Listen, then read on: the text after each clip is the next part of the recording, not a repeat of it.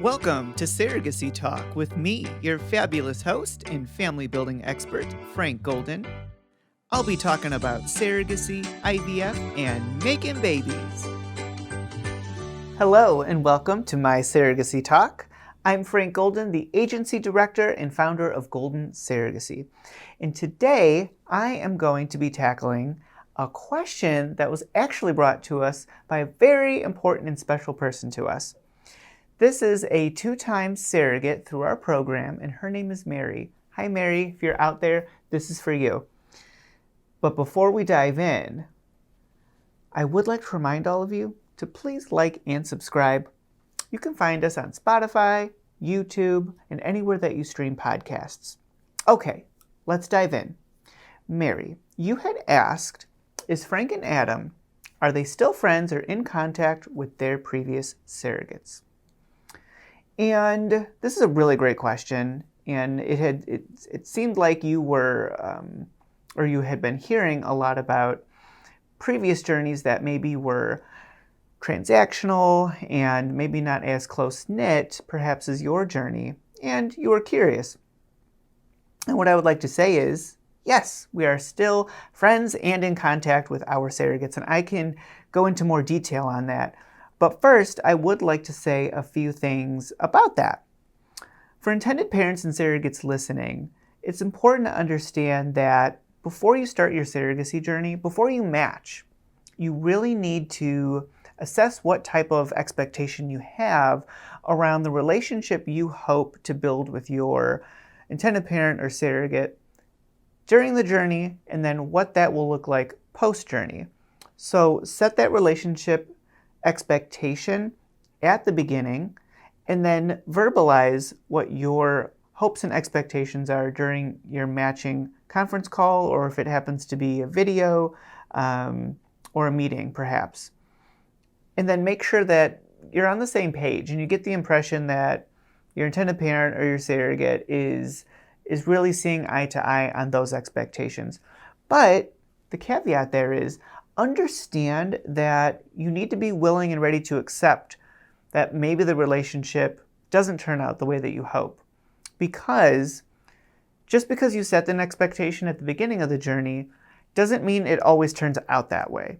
So when I say that, I mean surrogacy journeys are unpredictable. You never know where the relationship takes you. It's always really helpful to have your relationship form in an organic way.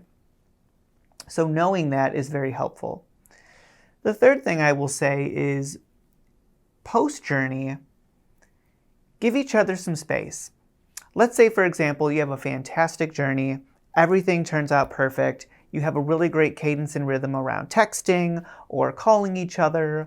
Maybe you're local to one another, and so you've done some coffee dates, dinner, your families get together.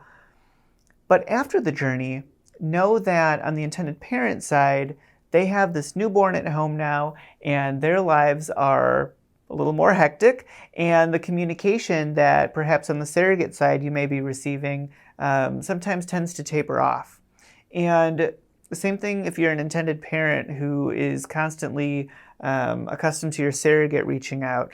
Know that she may be going through somewhat of a closure phase, and she's also resting and recovering. She just gave birth, and so communication from her end might also be altered. So be generous and forgiving with one another, and give each other some space to reflect back on the journey, okay? Before you dive right back into how's it going, send pictures and so forth and so on. And overall, there should never be a sense of this is the right way to do it or this is the wrong way to do it. I really don't want surrogates out there who might see this video or intended parents feel shamed into doing your surrogacy journey in a different way. What's important is that you set your expectations from the beginning and you have open and honest dialogue with one another so that you can go through the journey on the same page. You never want to mislead one another, and then you complete your journey and it's just not what you expected. Okay, so that is really important. We oftentimes have surrogates that might say at the beginning of their journey, I want a really great experience in communication with my intended parents.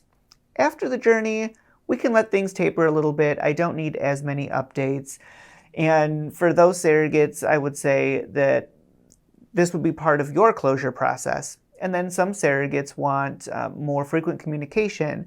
They might want postcards or photos, or perhaps maybe an annual get-together, meet and greet, to see how the child development is progressing. And so all of these things are normal and natural.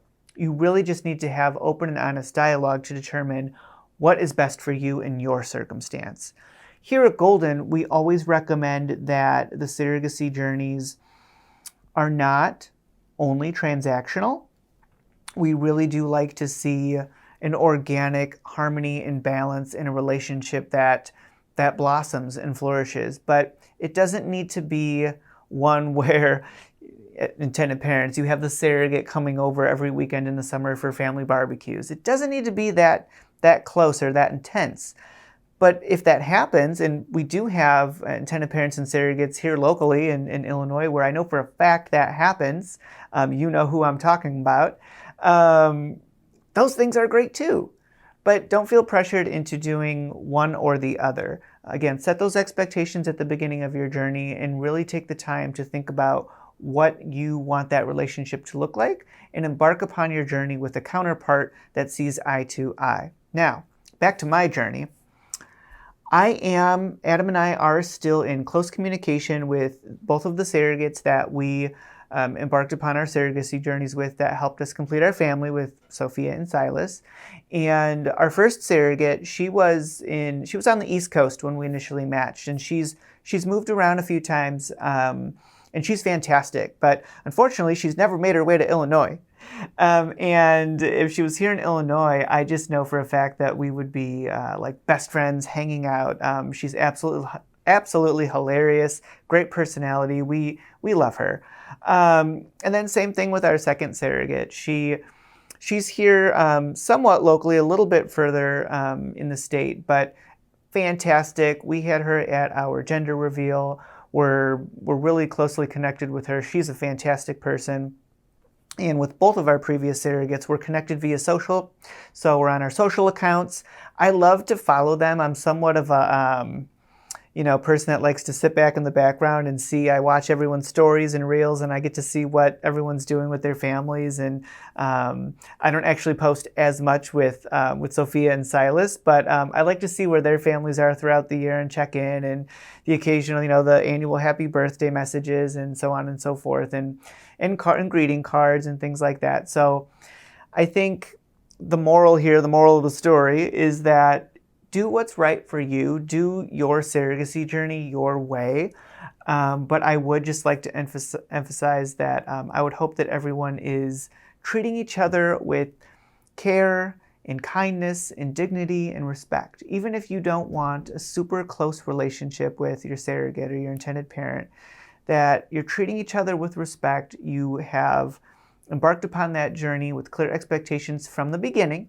So the way that you're treating each other in the middle of the journey and towards the end is what those expectations were that you had set in the beginning. That's really important.